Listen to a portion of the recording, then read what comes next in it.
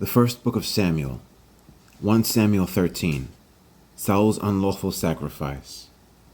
Saul reigned 1 year, and when he had reigned 2 years over Israel, Saul chose for himself 3,000 men of Israel. 2,000 were with Saul in Michmash and in the mountains of Bethel, and 1,000 were with Jonathan in Gibeah of Benjamin. The rest of the people he sent away, every man to his tent. And Jonathan attacked the garrison of the Philistines that was in Geba, and the Philistines heard of it. Then Saul blew the trumpet throughout all the land, saying, "Let the Hebrews hear!" Now all Israel heard it, said that Saul had attacked the garrison of the Philistines, and that Israel had also become an abomination to the Philistines. And the people were called together to Saul at Gilgal. Then the Philistines gathered together to fight with Israel, 30,000 chariots and 6,000 horsemen, and people as the sand which is on the seashore in multitude. And they came up and encamped in Michmash, to the east of Beth Aven. When the men of Israel saw that they were in danger, for the people were distressed, then the people hid in caves, in thickets, in rocks, in holes, and in pits. And some of the Hebrews crossed over the Jordan to the land of Gad and Gilead.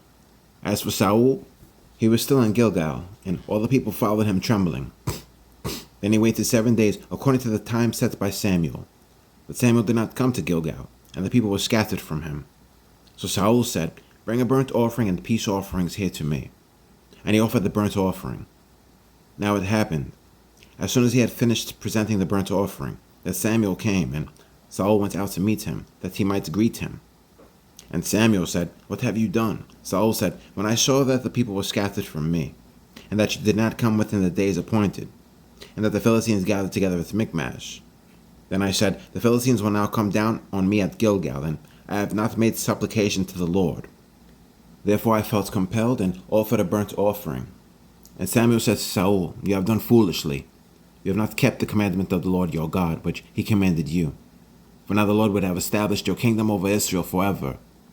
But now your kingdom shall not continue. The Lord has sought for himself a man after his own heart, and the Lord has commanded him to be commander over his people, because you have not kept what the Lord commanded you." Then Samuel arose and went up from Gilgal to Gibeah of Benjamin. And Saul numbered the people present with him, about 600 men. No weapons for the army. Saul, Jonathan his son, and the people present with them remained in Gibeah of Benjamin, but the Philistines encamped in Michmash. Then the raiders came out of the camp of the Philistines in 3 companies. One company turned onto the road to Ophrah, to the land of Shual. Another company turned to the road to Beth Horon, and another company turned to the road of the border that overlooks the valley of Zeboim toward the wilderness. Now there was no blacksmith to be found throughout all the land of Israel, for the Philistines said, "Lest the Hebrews make swords or spears." But all the Israelites would go down to the Philistines to sharpen each man's plowshare, his mattock, his axe, and his sickle.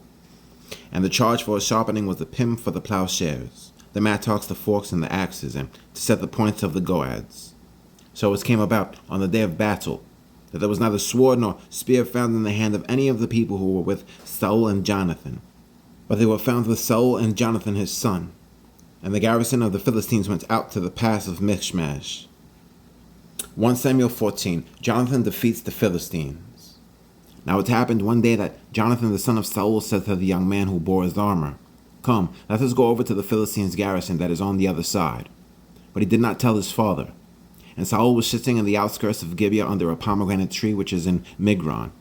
The people who were with him were about 600 men. Ahijah the son of Ahitub, Ichabod's brother, the son of Phinehas, the son of Eli, the Lord's priest in Shiloh, was wearing an ephod. But the people did not know that Jonathan had gone.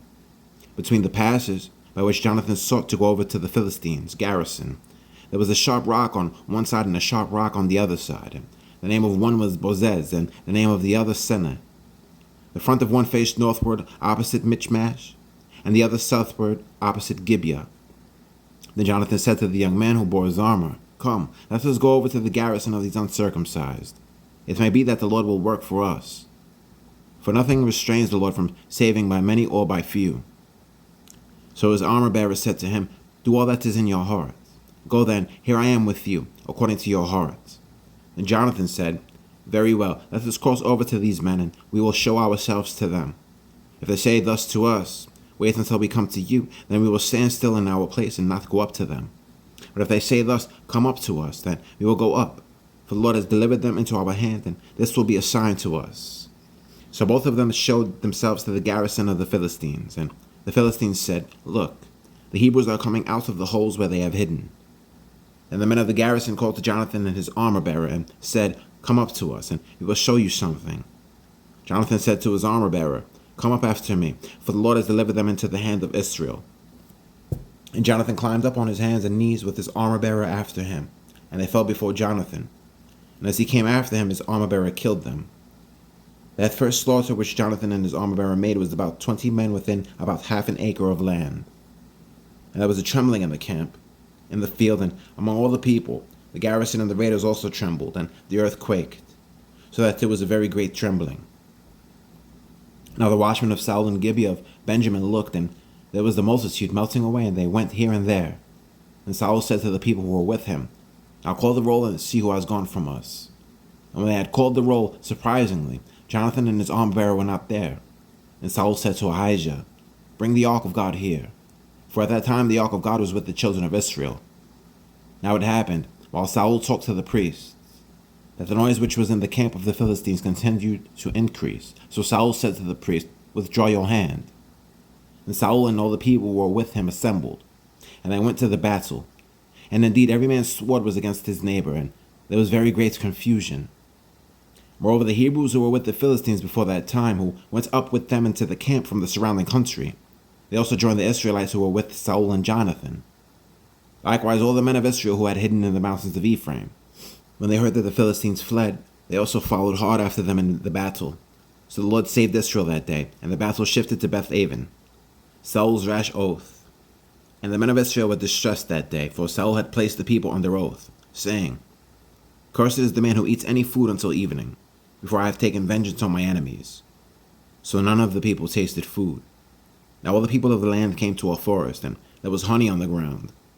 And when the people had come into the woods, there was the honey dripping, but no one put his hand to his mouth, for the people feared the oath. But Jonathan had not heard his father charge the people with the oath. Therefore he stretched out the hand of the rod that was in his hand, and dipped it into a honeycomb, and put his hand to his mouth, and his countenance brightened. Then one of the people said, your father strictly charged the people with an oath, saying, cursed is the man who eats food this day. And the people were faint. But Jonathan said, my father has troubled the land. Look now, how my countenance is brightened because I tasted a little of this honey. How much better if the people had eaten freely today of the spoil of their enemies which they found. For now would there not have been a much greater slaughter among the Philistines? Now they had driven back the Philistines that day from Michmash to Aijalon. So the people were very faint. And the people rushed on the spoil, and took sheep, oxen, and calves, and slaughtered them on the ground, and the people ate them with the blood. Then they told Saul, saying, look, the people are sinning against the Lord by eating with the blood. So he said, you have dealt treacherously. Roll a large stone to me this day. And Saul said, disperse yourselves among the people, and say to them, bring me here every man's oxen, every man's sheep. Slaughter them here and eat. And do not sin against the Lord by eating with the blood. So every one of the people brought his ox with him that night, and slaughtered it there. And Saul built an altar to the Lord. This was the first altar that he built to the Lord. Now Saul said, let us go down after the Philistines by night, and plunder them until the morning light, and let us not leave a man of them. And they said, do whatever seemed good to you. Then the priest said, let us draw near to God here.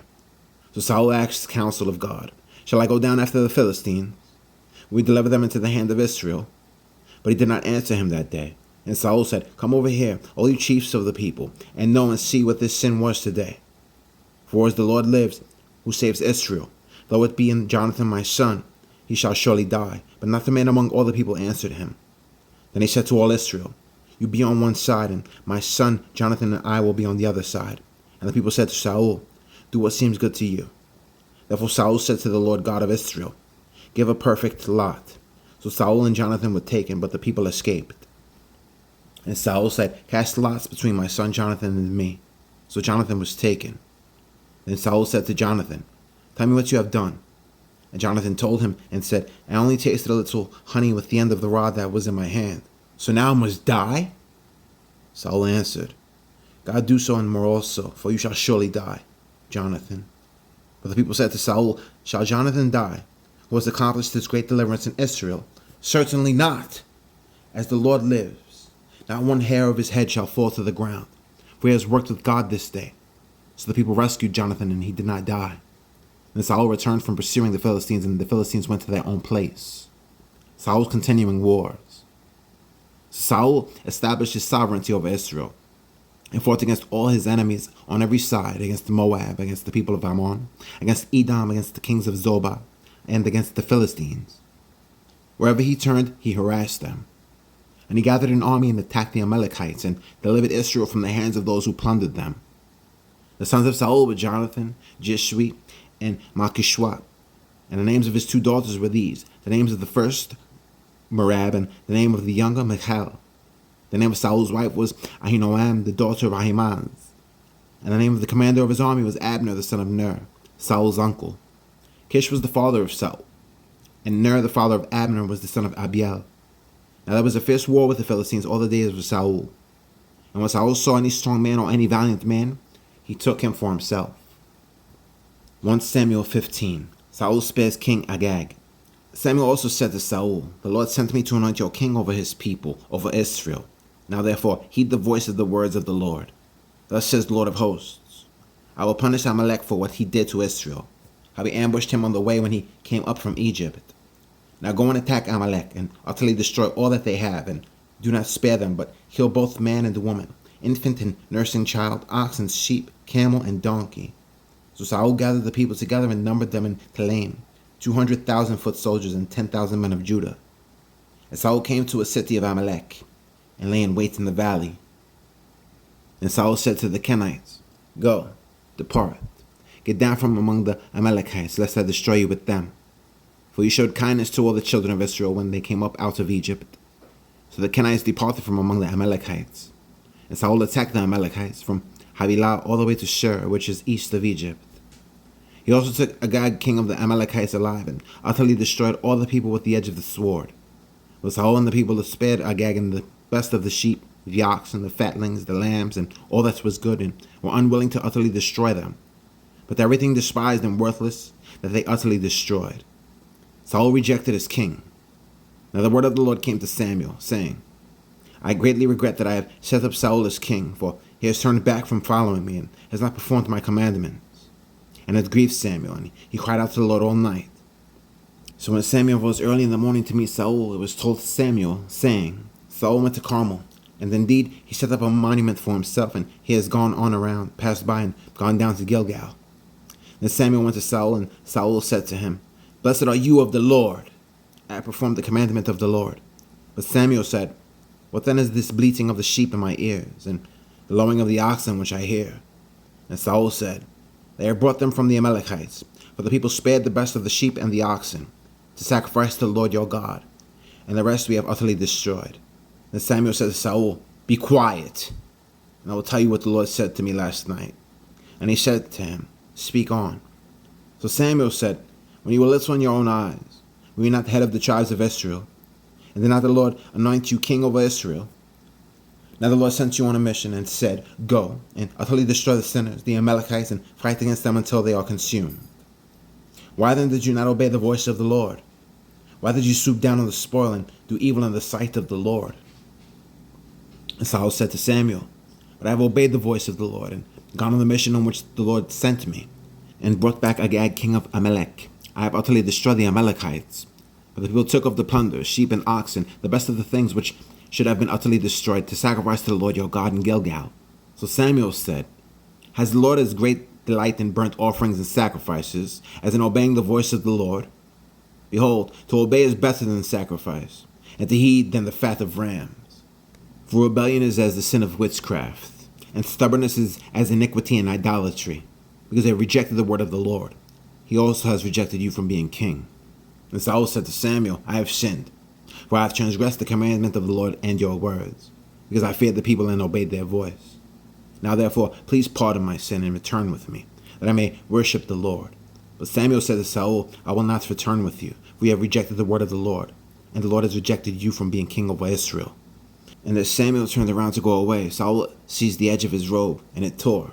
So Samuel said to him, "The Lord has torn the kingdom of Israel from you today, and has given it to a neighbor of yours, who is better than you. And also the strength of Israel will not lie nor relent. for he is not a man, that he should relent. Then he said, I have sinned. Yet honor me now, please, before the elders of my people and before Israel, and return with me, that I may worship the Lord your God. So Samuel turned back after Saul, and Saul worshipped the Lord. Then Samuel said, Bring Agag, king of the Amalekites, here to me. So Agag came to him cautiously, and Agag said, Surely the bitterness of death is past. But Samuel said, As your sword has made women childless, so shall your mother be childless among women. And Samuel hacked Agag in pieces before the Lord in Gilgal. And Samuel went to Ramah, and Saul went up to his house at Gibeah of Saul. And Samuel went no more to see Saul until the day of his death. Nevertheless, Samuel mourned for Saul, and the Lord regretted that he made Saul king over Israel. 1 Samuel 16, David anointed king. Now the Lord said to Samuel, How long will you mourn for Saul, seeing I rejected him from reigning over Israel? Fill your horn with oil and go. I am sending you to Jesse the Bethlehemite, for I have provided myself a king among his sons. And Samuel said, How can I go? If Saul hears it, he will kill me. But the Lord said, Take a heifer with you, and say, I have come to sacrifice to the Lord. Then invite Jesse to the sacrifice, and I will show you what you shall do. You shall anoint for me the one I name to you. So Samuel did what the Lord said, and went to Bethlehem. And the elders of the town trembled at his coming, and said, Do you come peaceably? And he said, Peaceably. I have come to sacrifice to the Lord. Sanctify yourselves, and come with me to the sacrifice. And he consecrated Jesse and his sons, and invited them to the sacrifice. So it was, when they came, that he looked at Eliab and said, Surely the Lord's anointed is before him. But the Lord said to Samuel, Do not look at his appearance or at his physical stature, because I refused him. For the Lord does not see as man sees, for man looks at the outward appearance, but the Lord looks at the heart. So Jesse called Abinadab and made him pass before Samuel. And he said, Neither has the Lord chosen this one. Then Jesse made Shammah pass by, and he said, Neither has the Lord chosen this one. Thus Jesse made 7 of his sons pass before Samuel. And Samuel said to Jesse, The Lord has not chosen these. And Samuel said to Jesse, Are all the young men here? Then he said, There remains yet the youngest, and there he is, keeping the sheep. And Samuel said to Jesse, Send and bring him, for we will not sit down till he comes here. So he sent and brought him in. Now he was ruddy with bright eyes and good looking. And the Lord said, Arise, anoint him, for this is the one. And Samuel took the horn of oil and anointed him in the midst of his brothers. And the Spirit of the Lord came upon David from that day forward. So Samuel arose and went to Ramah. A distressing spirit troubled Saul. But the Spirit of the Lord departed from Saul, and the distressing spirit from the Lord troubled him. And Saul's servant said to him, Surely a distressing spirit from God is troubling you. Let thy master now command your servants, who are before you, to seek out a man who is a skillful player on the harp. And it shall be that he will play it with his hand when the distressing spirit from God is upon you, and you shall be well. So Saul said to his servants, Provide me now a man who can play well, and bring him to me. Then one of the servants answered and said, Look, I have seen a son of Jesse the Bethlehemite, who is skillful in playing, a mighty man of valor, a man of war, prudent in speech, and a handsome person, and the Lord is with him. Therefore Saul sent messengers to Jesse and said, Send me your son David, who is with the sheep. And Jesse took a donkey loaded with bread, a skin of wine, and a young goat, and sent them by his son David to Saul. So David came to Saul and stood before him, and he loved him greatly, and he became his armor-bearer. And Saul sent to Jesse, saying, Please let David stand before me, for he has found favor in my sight. And so it was, whenever the Spirit from God was upon Saul, that David would take a harp and play it with his hand. And Saul would become refreshed and well, and the distressing spirit would depart from him.